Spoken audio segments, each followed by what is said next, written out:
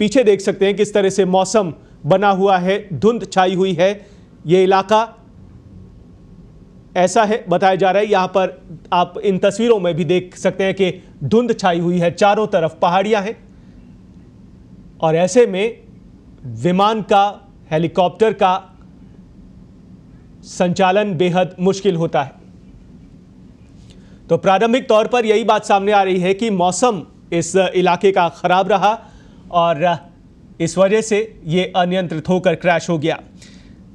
तो रक्षा विशेषज्ञों से भी हमने बातचीत की। उन्होंने बताया कि ये अत्याधुनिक का चॉपर रहता है जो सीडीएस की आवाजाही के लिए इस्तेमाल होता है।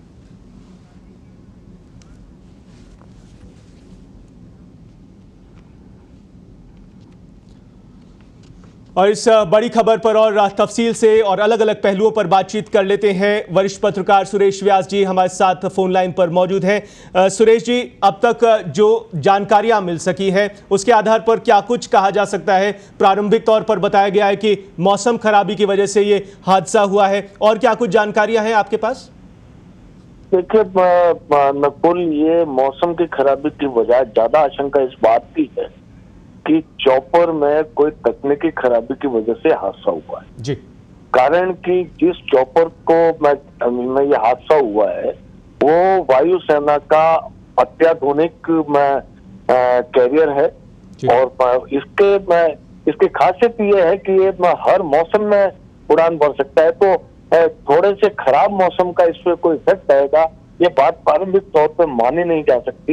हालांकि जांच का विषय है और आधिकारिक तौर पर जब तक कुछ नहीं कहा जाता कि ये दुर्घटना का कारण क्या था, इसमें कुछ टिप्पणी करना बहुत ज्यादा जल्दी होगी।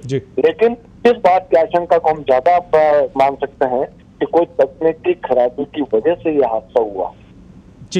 जी, और सुरेश जी, हम आपके जरिए दर्शकों तक ये बात पहुंचाना चाहते हैं कि ये जो चॉपर है वो कितना अत्याधुनिक है, किस तकनीकों से लैस है, कितना सुरक्षित है, किस तरह से ये सीडीएस के काम में आता जाता रहा है, इस बारे में जानकारी दे सकते हैं? देखिए, ये एक परिवहन हेलीकॉप्टर है जी और ये लड़ाकू हेलीकॉप्टर भी है। इसका युद्ध के मैदान में भी इस्तेमाल किया जा सकता है और ये परिवहन के तौर पर भी काम आता है। मैं अत्याधुनिक इसलिए आपको ये कह रहा हूँ कि 2012 में जब इसको इंडक्ट किया गया था तो रूस के बाद में भारतीय वायुसेना, दूसरी वायुसेना थी जिसमें ये हेलीकॉप्टर इंडक्ट किया गया 2012 के अंदर। उसकी खासियत क्या है कि ये दिन रात, आंधी तूफान, कैसा भी मौसम हो उसमें ये टेक ऑफ कर सकता है, ये लैंड कर सकता है। इसको लैंडिंग और टेक ऑफ के लिए कोई ज्यादा सुविधाओं की जरूरत नहीं होती और सभी तरीके के जो आधुनिक सेंसर्स और तरीके की सुविधाएं हैं, जो तकनीक है, वो उससे लैस ये हेलीकॉप्टर है। और आमतौर पे इसका इस्तेमाल जो है वो वीवीआईपी मूवमेंट में किया जाता है। प्रधानमंत्री, राष्ट्रपति और बहुत वीवीआईपी लोग जो है वो इसका इस्तेमाल कर रहे हैं। आप तो ये कोई आज ये हादसे के पहले चूंकि दिल्ली से एक इस बात को लेकर और कंफ्यूजन हो रहा है कि जो लिस्ट मीडिया के अंदर जो सर्कुलेट की जा रही है जिसमें बताया जा रहा है कि उसमें 9 लोग सवार थे, 9 लोगों का नाम भी है, उसमें साफ लिखा हुआ है कि दिल्ली से जम्मूर जा रही थी ये फ्लाइट और दिल्ली से रवाना होते वक्त ये एम्ब्रेडर विमान जो है वायुसेना का उसके अंदर सवार होते थे और कोयम्बटूर से इस हेलीकॉप्टर के अंदर सवार होकर जम्मूर की तरफ जा रहे थे। इस दौरान ये हादसा हुआ है। कुन्नूर में पहाड़ी इलाका है, उस पहाड़ी इलाके के अंदर ये हादसा हुआ है। तो बहुत कम इस बात की आशंका है कि मौसम की वजह से ये कोई हेलीकॉप्टर हादसे का शिकार हुआ है। आशंका तकनीकी गड़बड़ी का है, जैसा कि अब तक जो जानकारी अब तक आ रही है। हालांकि अवश्य जानकारी है कि हेलीकॉप्टर का दुर्घटना से पहले एटीसी से संपर्क कट गया था।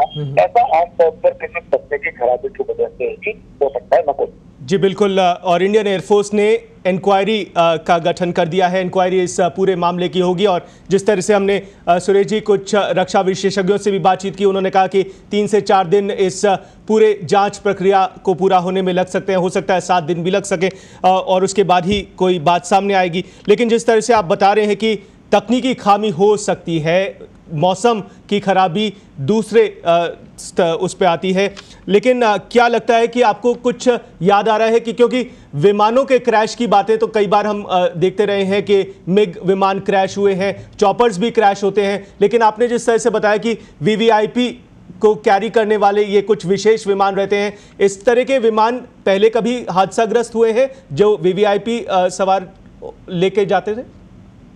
देखिए नकुल, जब तक मेरी व्यक्तिगत याददाश्त है जी, उस याददाश्त में MI-17V5 का ये संभव तो दूसरा या तीसरा कोई हादसा है, लेकिन सबसे बड़ा हादसा इस आज के हादसे को माना जा सकता है जिसके अंदर पूरा हेलीकॉप्टर ही क्रैश हो गया है और उसके पुर्जे जो है बहुत दूरी तक बिखरे हैं और कोई हिस्सा जो है इसका वो सलामत नहीं बचा है। जिस तरीके की तस्वीर हमने लोकल मीडिया के जरिए यहाँ तक देखी है, वो तस्वीर ये बता रही है कि बहुत भयावह हादसा है।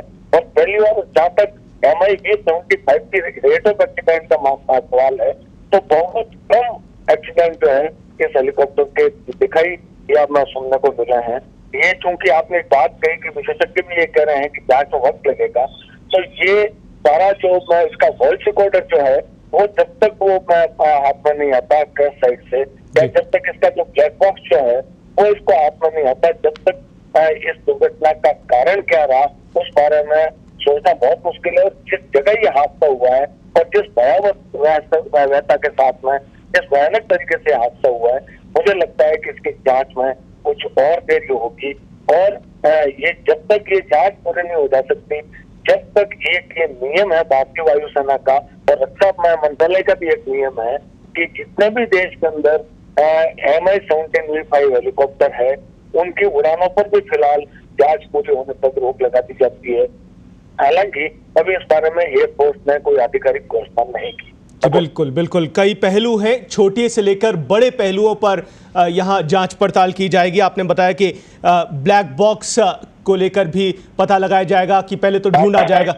नकुल, मैं आपको रोक रहा हूँ जी। डाटा वॉइस रिकॉर्डर किसी भी हवाई जहाज का या हेलीकॉप्टर का एक बहुत महत्वपूर्ण अंग होता है जिसके आधार पर ही उसकी फ्लाइट को कंट्रोल और उसकी फ्लाइट की एक्टिविटी को नोटिस किया जा सकता है।